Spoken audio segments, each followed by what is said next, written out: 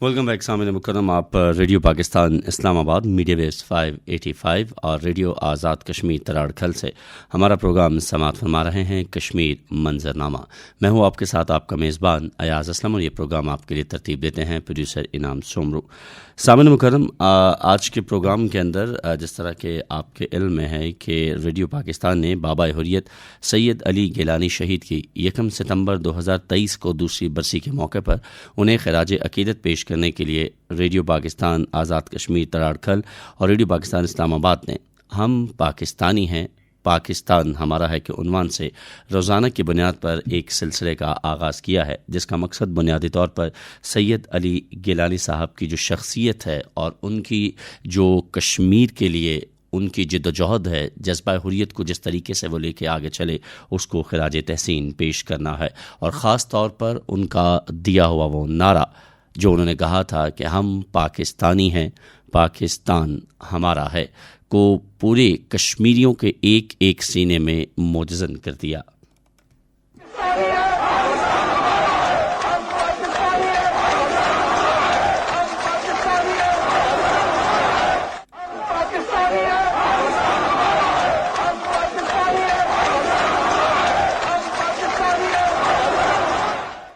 ये नारा सामईन मुकर्रम आपने सुना जो सैयद अली गिलानी मरहूम की जानिब से दिया गया, और आज एक एक कश्मीरी इस नारे का पाबंद है और उनके इसी नारे को लेकर आगे चल रहा है। बाबा हुर्रियत सैयद अली गिलानी शहीद को खराज तहसीन पेश करने के लिए आज हमारे साथ मौजूद हैं। टेलीफोन पर हमें इस वक्त ज्वाइन कर रहे हैं सीनियर हुर्रियत रहनुमा हैं डॉक्टर सैयद मुश्ताक गिलानी साहब इस वक्त हमारे साथ जो है मौजूद हैं। उनसे बात करते हैं। अस्सलाम वालेकुम डॉक्टर साहब। वालेकुम अस्सलाम व रहमतुल्लाह। डॉक्टर साहब बहुत बहुत शुक्रिया आपके वक्त के लिए। एक बहुत लंबा टाइम आपने सैयद अली गिलानी साहब के साथ गुजारा। मैं चाहूँगा कि क्योंकि हमने एक सिलसिला रेडियो पाकिस्तान ने और आज़ाद कश्मीर रेडियो तराड़खल जो है इससे शुरू किया है, जिसमें सैयद अली गिलानी साहब को हम ट्रिब्यूट पेश करते हैं, उनकी खराज अकीदत उन्हें पेश करते हैं, उनकी जो कोशिशें रहीं कश्मीरी आवाम के लिए। तो सर आपने एक बड़ा लंबा टाइम उनके साथ गुजारा। सबसे पहले तो मैं चाहूँगा हमारे सुनने वालों के लिए अगर आप ये बता सकें कि अगर हम सैयद अली गिलानी साहब की शख्सियत की बात करते हैं एक मुदब्बर की हैसियत से, एक मुफक्किर की हैसियत से, तो आपने किस तरह पाया उन्हें? मैं क्योंकि हम शहरी हैं, मैं सोपोर में ही पैदा हूँ, सोपोर में पला बड़ा हूँ, स्टूडेंट भी रहा हूँ सोपोर में, इसलिए गिलानी साहब के साथ मेरी जो मेरा उनका साथ जो है वो मेरे बचपन से है। वो उन दिनों मैं सोपोर में था, स्कूल में पढ़ रहा था, वो शायद उन दिनों सेक्रेटरी कई जमात इस्लामी थे। हम उनके पास दफ्तर में जाते थे, बैठते थे, उनकी बातें सुनते थे। जहाँ भी कहीं उनका प्रोग्राम हो, किसी भी मस्जिद में, किसी भी जगह पे, तो हम मैं हर हाल में हर जगह उनके प्रोग्राम सुनने के लिए जाते थे। तो उन्हीं दिनों मैं चला रहा था अपना वो ऑटोग्राफ, मैं सबसे मिला था इन दिनों मौलाना मसूदी थे वगैरह, जाओ उनके पास गया, और लीडरान थे श्रीनगर में, तो मैं उनसे भी। लेकिन गिलानी साहब का जो मैं उनसे इस बारे में जब मिला तो मुझे लिख के दें कुछ, तो उनका वो इतना आलिम थे जो मतलब बिल्कुल बाहर, इतना उनका नाम के लिहाज से आलिम इसके नहीं थे, लेकिन वो पूरा एक लग़त थे, अरबी और फारसी और उर्दू का उनको बहुत उसको अबूर था। तो मुझे उन्होंने लिख के दिया कि मैं मुश्ताक गिलानी के लिए दुआ करता हूँ कि ये खुद बीनी और खुदा बीनी सीख ले, कुछ उस तरह के, ताकि उसका मुस्तक़बिल में। उन्होंने लिखा था इकबाल का, अगर ख्वाहिश खुदा रा फाश बीनी खुदीरा फाश कर दे दन बियामू बिया बर सीना कावी दन बियामू बनाफुन सीना कावी दन बिया बरखेश पीची दन बियामू। तो ये फिर मुझे इसको फारसी जो शायर था, फिर मुझे सिखाया, फिर मुझे बताया ये क्या है। मतलब ये था उनका एक विजन था। क्यों उन दिनों अभी हम उस तहरीक तो अभी उस शेख अब्दुल्ला के पास थी, तो या उनके जेल होने में या उसके बाद में, तो अभी ये सिर्फ जमात इस्लामी और ये एक इनकलाबी सूरत में پیدا ہو رہے تھے گیلانی صاحب. تو اگر یہ ہو گیا میرے بچپن کا ان کے ساتھ ساتھ. تو اس کے بعد وہ تو سوپور میں مانے جاتے تھے ایک شعلہ بیان مقرر تھے. تو کبھی بھی جب بھی پھر وہ مطلب عوامی سیاست میں جب آ گئے تو اس وقت بھی اگر کوئی بھی چیز ہمیں ہوتا تھا بھارت مخالف یا حکومت مخالف تو اس میں وہ ہماری رہنمائی کرتے تھے سوپور میں. ان کا اتنا عبور تھا اس پہ کہ سارا شہر وہ جام کر سکتے تھے, سارا تجارتی مرکز جام کر سکتے تھے صرف ایک اعلان سے کہ ہم سارے نوجوان اسکول کالج کے طلبہ ہونے کے ساتھ ہوتے تھے اس میں. اس لیے میرے وہ جو 70s کا دہائی ہے تو ان دنوں میں تو اس کی اسٹریٹ پاور کا بول تھا سوپور میں. سوپور تو کیونکہ ان دنوں بڑا انقلابی شہر تھا اور مخالف پوری سیاست میں سوپور کا ہی رول تھا اور اسی کا ایک لیڈر ایک رہنما ابھر رہا تھا جو جس نے پھر پوری کشمیر کی تحریک کو ہاتھ میں لیا. ان دنوں مجھے یہ پتہ ہے کہ ابھی ہم بات مخالف سیاست جو تھی وہ اب بیلٹ پہ آئی تھی. تو اس لیے مجھے اتنا پتا تھا کہ بچپن میں یہ تھا کہ گیلانی صاحب اٹھے الیکشن میں جو وہاں کانگریسی لیڈر یا نیشنل کانفرنس تھے ان کے خلاف, حالانکہ وہ بھی بڑے لیڈر تھے. تو اور یہ کامیاب ہو کیونکہ ہم تو دن رات محنت کرتے تھے. میں ان کا الیکشن ایجنٹ تھا اپنے محلے میں, اس لیے رات بھر ہم انڈر گراؤنڈ رہتے تھے, چھپ کے رہتے تھے. گورنمنٹ تو اس میں بھی اتنی دھاندلی کرتی تھی تو لیکن ان دنوں یہ آتا ہے شاید 1992 میں تو ان کی کامیابی تو اتنی زبردست ہوئی کہ ہم اتنا خوش. پھر انہوں نے وہاں خان کا محلہ ہے سوپور میں ہمارے محلے میں, وہاں آئے یہ نماز تشہد پڑھنے کے لیے. تو اتنا بڑا وہ جلسہ تھا. تو یہ ساری ان دنوں کی بات ہے جب یہ سوپور تک ہی محدود تھے. تو اس کے بعد جب ایک موقع اندرا عبداللہ ایکارڈ ہو گیا تھا تو اس کے خلاف ابھرے گیلانی صاحب کی لیڈرشپ میں نوجوانوں کا ایک پورا سیلاب امڑ آیا اس ایکارڈ کے خلاف. مجھے یاد ہے کہ سوپور میں ان دنوں شیخ عبداللہ آئے لیکن ہم تیار تھے کہ جی ہم ان کو یہاں کرنے نہیں دیں گے, یہ جلسہ نہیں ہوگا. یہ اس کے خلاف سے ہم بہت زیادہ سری نگر سے وہ آئے تھے. تو ان دنوں بھی اس نے ہمیں کہا تھا کہ ہم ان کو دریائے جہلم میں بہا دیں گے ان جوانوں کو اور جا کے وہاں پاکستان پہنچ جائیں گے. لیکن ہماری سارا تھا انقلاب تحریک یہ ساری مرہون منت ہمارے گیلانی صاحب کی تھی. یہ بار بار جیل جاتے تھے. تو ان دنوں یہ تھا کہ 87 میں جب الیکشن تھا اور ہم سوچ رہے تھے اب تو بس ہم ہندوستان کو یہاں سے نکال کے ہی دم دیں گے اور یہ چیز ہوگا بیلٹ کے ذریعے. تو اس میں بھی گیلانی صاحب آگے اس سے پہلے بھی تو کامیاب ہو گئے تھے لیکن اس وقت ایک متحدہ محاذ. تو لیکن اس محاذ میں تو گیلانی صاحب سوپور سے جیت گئے لیکن انہوں نے بہت ہی زیادہ دان کی, وہ تو کھلی دان دی. اس میں ہم جو نوجوان یا ہم باقی کشمیری اتنا بدل ہو گئے کہ وہ ایک موڑ تھا ہماری تحریک میں, بھارت مخالف تحریک میں, جس میں پھر ان گیلانی صاحب کی لیڈرشپ میں ہی ہم نے بیلٹ سے بلٹ کی طرف آنا شروع کیا. تو ان دنوں سوپور میں بھی ایک شہادت ہو گئی. تو انہوں نے گیلانی صاحب نے کہا کہ جی ہمیں تو آپ کم از کم اپنی کے لیے اب اسلحہ رکھنا چاہیے. ان دنوں آ رہا تھا موڑ کی جی بس کشمیر میں نوجوان مسلح تحریک شروع کر لیں گے کیونکہ اب انڈیا باقی طریقوں سے بلٹ سے سیاست تحریک سے نہیں مانتا, نکلے گا ہی نہیں شاید. اس کے بعد آپ دیکھیں 89 میں جو بات مخالف تحریک شروع ہوگی سیاسی لیول پہ اس کے روح روان، اس کے رہنما علی گیلانی. سر اس کے ساتھ ساتھ یہ فرمائیے گا، آج جس طرح آپ نے اپنے گفتگو کے ابتدائیے میں اشارہ فرمایا کہ سید گیلانی صاحب کا تعلق بھی سوپور سے تھا، پھر سوپور سے آگے چلتے چلتے ہم نے دیکھا کہ ایک حریت قیادت کی اور حریت تحریک حریت کی وہ ایک ایسی توانا آواز بنے کہ جسے ہندوستان کی طرف سے جو ہے تمام تر تکالیف جو ہے وہ دی گئیں، نظر بند ہو، جیل میں قید کرنا ہو، ان کی فیملی کو لے کے جس طریقے سے ان کو تکالیف دی گئیں، اور ہندوستان نے بارہا ان کو توڑنے کی کوشش کی، لیکن ہم نے دیکھا کہ ہندوستان اس میں کبھی بھی کامیاب نہیں ہو سکا. تو اس حوالے سے سر کبھی آپ کی ان کے ساتھ گفتگو رہی ہو، ان کو کتنا مضبوط پایا آپ نے اس جذبہ حریت کو لے کے؟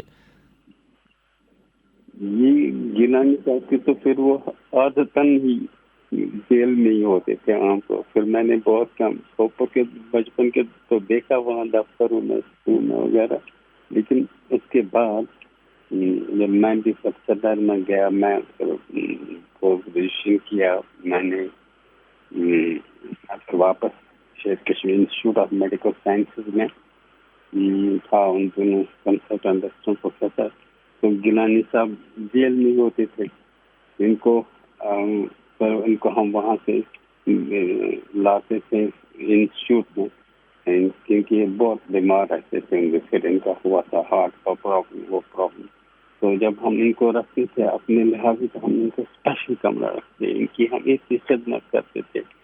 میں ادھر ان دنوں مجھے اندر ہی کوارٹر تھا، میں ان کو کبھی شام کو رات کو کوارٹر میں لے جاتا تھا.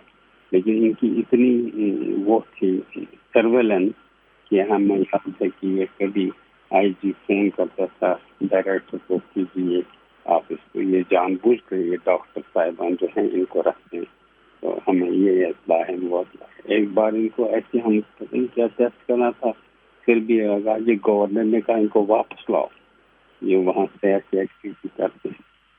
تو اس لیے اپنی بیماری میں بھی یہ اس لحاظ سے ہمیں رہنمائی دیتے تھے، بات کرتے تھے، میٹنگ کرتے تھے. ہم ان کے پاس کئی بار جیل میں جاتے تھے. پھر جو کتابیں ہیں انقلابی ریولیوشنری، وہ یہ ہمیں سجیسٹ کرتے تھے یہ کرنے کو کرنے.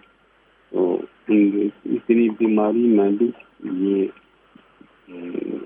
جیل کے کبھی ان کو جب ان کی بچوں کی شادیاں تھی بیٹی کی، مجھے یاد ہے کہ ہمارے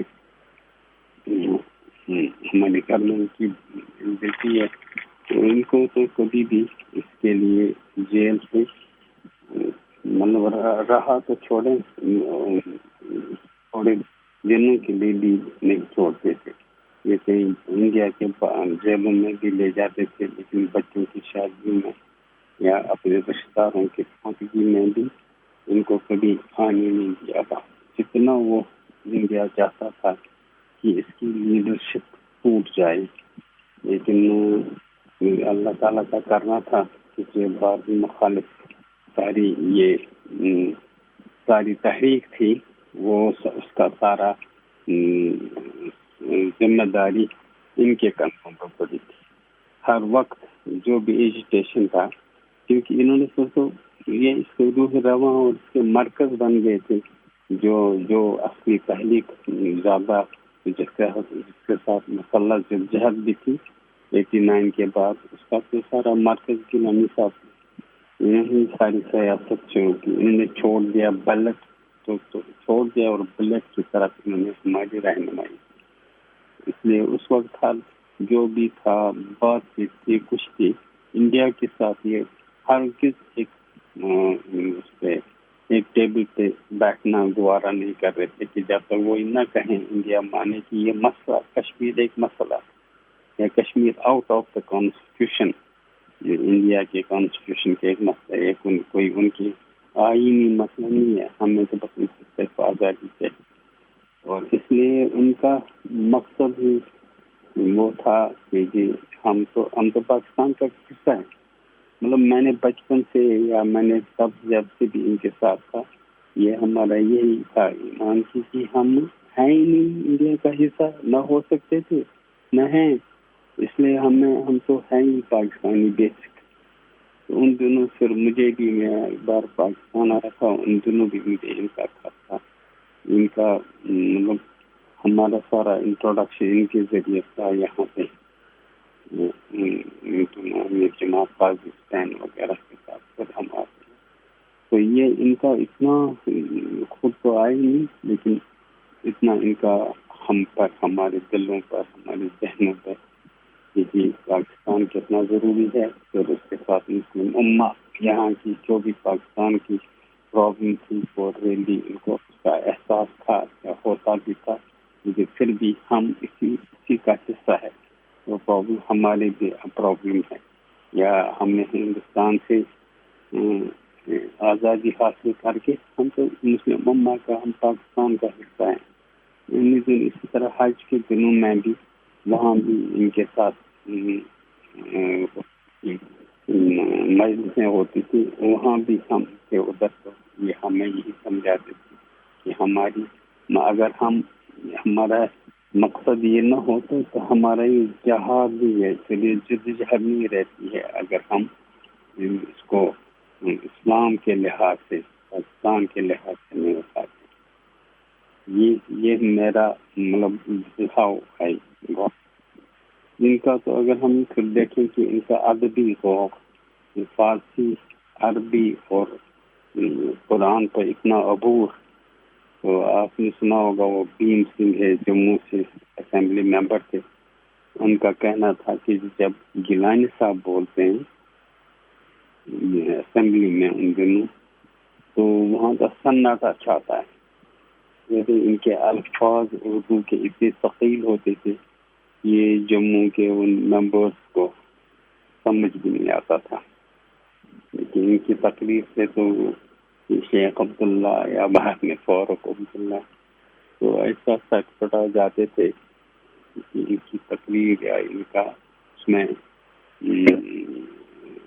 یہ قرآن شریف کے آیات یا ان کے اقبالیات کو ان کا بہت بڑا عبور تھا. اس لیے ہم ہمیشہ ان کی تقریر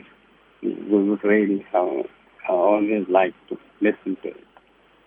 یہ میرا ان کا جو کچھ آخر میں انڈیا نے ان کے ساتھ کیا، کتنے سال ان کو شاید